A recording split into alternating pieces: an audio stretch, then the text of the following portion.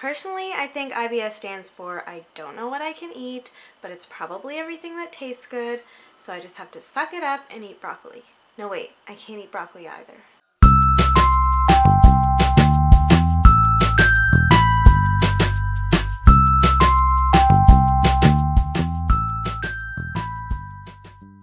Hi guys, welcome to Lemonade with Leah.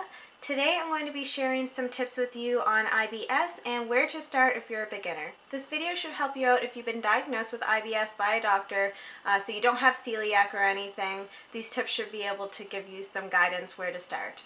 So when I was first diagnosed with IBS, my doctor actually told me to Google it. As I'm sure you know, Google can be good and bad. There was so much information, but not that much information. And as IBS is sort of unique to each person, it was really hard to figure out what to do. For quite a while, I was really lost on what to do. I pretty much just started with getting all gluten-free things, and that ended up just being more processed foods. So my first thing that I did that actually helped me was seek out a dietitian. So that is actually my tip number one, which is to see a dietitian. I'm very aware that a dietitian is quite expensive, so if it's not on your insurance plan or you can't afford it, you can maybe go online and search up an elimination diet or a low FODMAP diet. The diet that my dietitian put me on was an elimination diet, and I will link one down below that sort of gives you a guideline if you want to create one yourself. If you have IBS, there are some very common triggers. However, some of them vary from person to person, so doing the elimination diet really can help you zone in on what you need to look out for. Along with that first step of doing the diet, my second tip is to keep a journal. Even though I'm a person that loves to make lists, for some reason writing down every time after I eat how I felt, I hated it. But I really recommend that you do it, especially when you're first starting off on that diet. Noting down what foods bothered you, what foods didn't, it will really help you in the future and in the long run. That way you don't have to keep doing that elimination diet and trying to figure out what's wrong.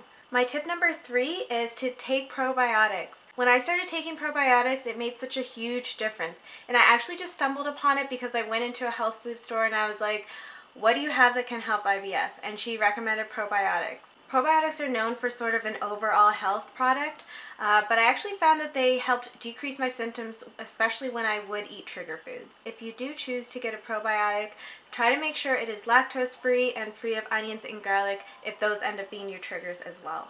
I will link the one that I am currently taking below, but feel free to try different ones out, see what works for you. So my tip number four is to not stress. So I actually went through a whole year undiagnosed with IBS, and I just wore sweatpants the whole time because I was bloated and I felt like shit, but I promise you things do get better. Once you start taking steps in the right direction to figuring out what your trigger foods are, how to handle them, and being prepared for them, then things do get better and your stomach does get back on track.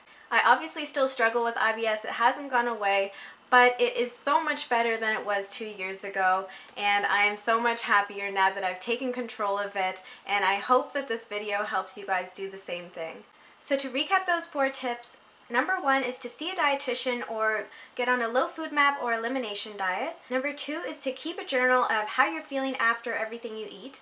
Number three is to take probiotics to help get your stomach back on track. And number four is to not stress because things do get better. I will be sharing lots more videos on IBS, so if you did like this one, please be sure to subscribe to this channel. Give this video a like if you enjoyed it and if you think it will help you. If you also have IBS and have any tips for beginners, please leave them in the comment below. Thank you guys so much for watching, and I will see you guys next time.